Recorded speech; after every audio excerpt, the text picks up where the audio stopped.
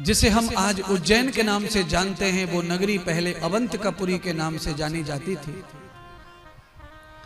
अवंतिकापुरी में रथ में बैठकर बाबा के साथ में भगवान बलराम चले गए।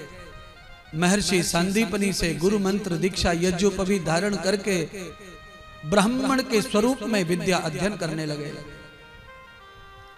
पढ़ते पढ़ते दो मित्र बने, एक उद्धव एक सुदामा। सुदामा परम भक्त बन गए भगवान के,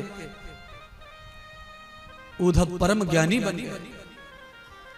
भागवत में तो ऐसा लेख है कि भगवान कृष्ण से भी ज्यादा ज्ञानी उद्धव थे। इसलिए उद्धव जी ने भी विवाह न किया और भगवान के साथ ही पढ़ करके वो मथुरा आ गए। और हमेशा भगवान ने उनको अपना सलाहकार रखा, हमेशा एडवाइजर का काम उद्धव जी करते थे। और उद्धव जी को ये प्रेम, मित्रता और भक्ति ये पसंद नहीं था। वो ज्ञानी भक्त थे, वो भाव भक्ति में नहीं आते थे। भगवान कृष्ण मथुरा आए तब उन्होंने सब उद्धव जी को बताया था कि मेरे प्रेम में गोपियां रो रही हैं, राधा रो रही है, मैया यशोदा रो रही है और मेरी गैया तक मेरे लिए रोती हैं।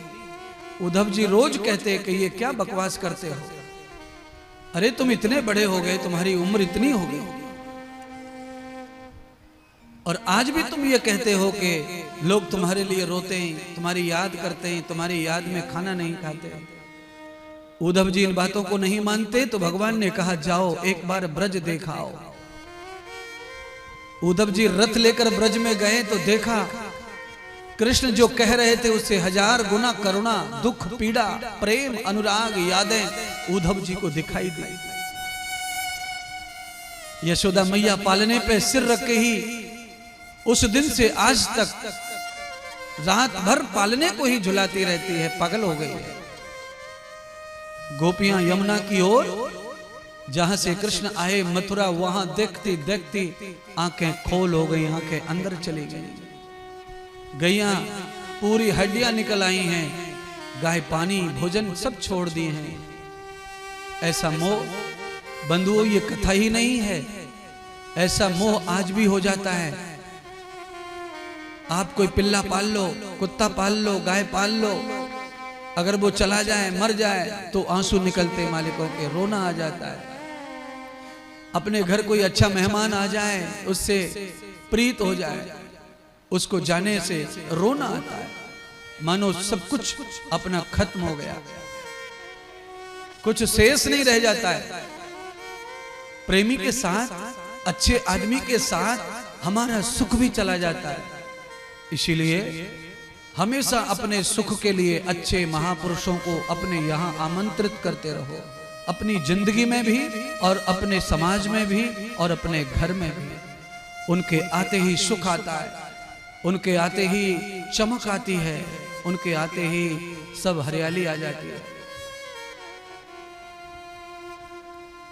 मैं तो कोई महान नहीं हूं, फिर भी मैं जैसा हूं उसको देख के भी इतना आनंद तो मिल ही रहा है। इतने लोग तो आनंद ले रहे हैं, सुख भोग रहे हैं, प्रसन्न हो रहे हैं, अंदर से चिंताएं मुक्त हो रही हैं। मैं जितना हूं उतना तो आनंद मिल रहा है। इससे भी बहुत बड़े बड़े महान पड़े दुनिया में। इसलिए कहीं से भी शुरुआत करो, वहीं से कुछ न कुछ अच्छा हो जाता है। अनुसुईया माता ने छोटे छोटे संतों की सेवा शुरू कर दी परिक्रमा में। उसी की सेवा का फल हुआ कि एक दिन ब्रह्म ऋषि नारद भी पहुंच गए परिक्रमा में और दर्शन हो गया अनुसुईया का। जब हमारी श्रद्धा छोटे बड़े महात्माओं में हो जाती है तो बड़े बड़े महात्मा, बड़े बड़े ऋषि भी हमारी जिंदगी में अपने आप आ जाते हैं। पर हमारी निष्ठा कहीं से शुरू होनी चाहिए, हमारी सेवा कहीं शुरू होनी चाहिए, हमारी आस्था कहीं जुड़नी चाहिए।